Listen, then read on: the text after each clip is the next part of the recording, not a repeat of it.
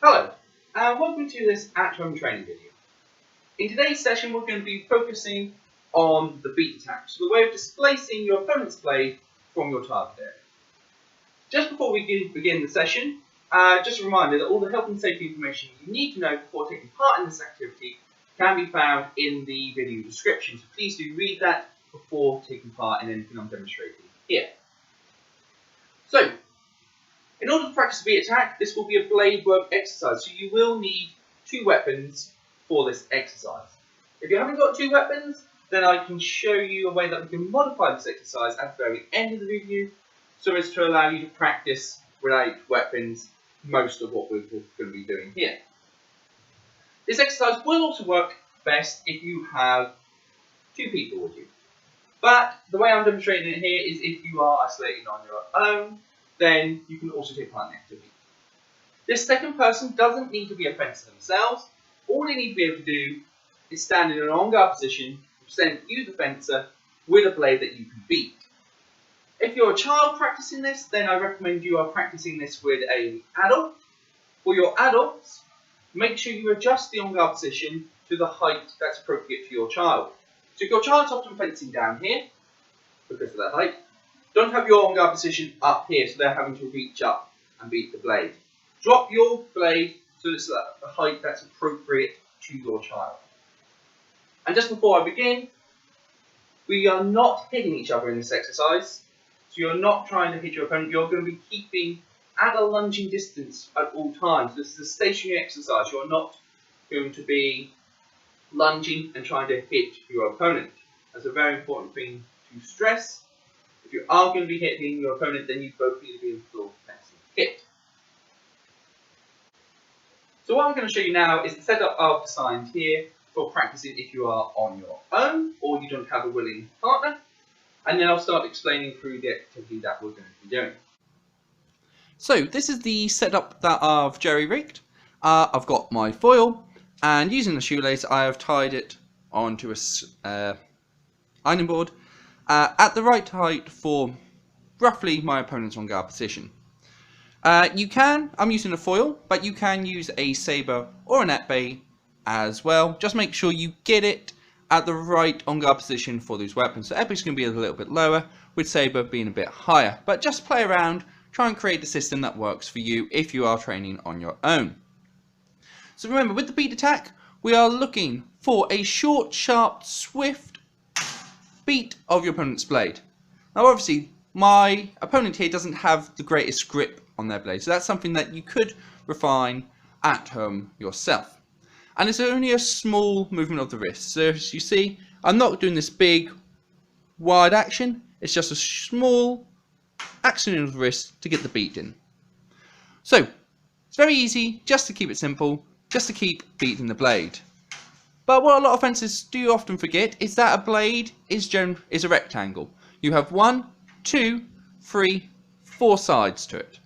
So you could beat on the inside of your opponent's blade, on the inside, you could disengage, beat on the outside, you could beat under, or you could beat above.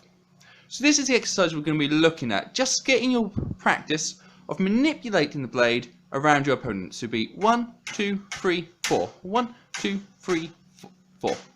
So faster you take it, the harder it becomes. So start slow. 1, 2, 3, 4.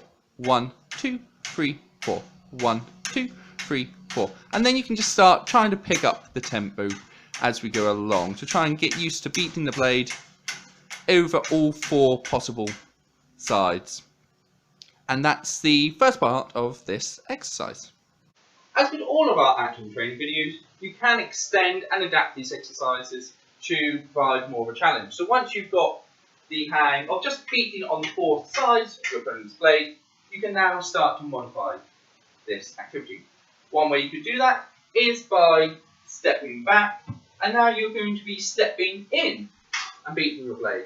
And once again, you can put together an exercise where you are changing what you do each time. So you step back. So you now step distance away, step in, beat the blade, step back, disengage, beat on the other side, step back, this time beating from below, beating from below, stepping back, this time beating from above. So so you can vary the way you beat the blade as well as adding steps to it. Your partner could always instruct you, so as you step in, your partner tells you which side of the blade they want you to beat on. That way you're having to think more quickly, reacting to whatever signal your opponent is giving you. Just a reminder about safety. Do be careful. If you're using swords, you're both using weapons. At all times you should be 2 swords apart from each other, but do be careful. Take the appropriate precautions that you need to in order to feel safe, and make sure, especially if you're practicing with children here, make sure that you feel they are competent enough to be able to do this exercise without risk of harm. The final thing I will just say is, if you haven't already noticed, I am again practicing my blade control whilst wearing my glove.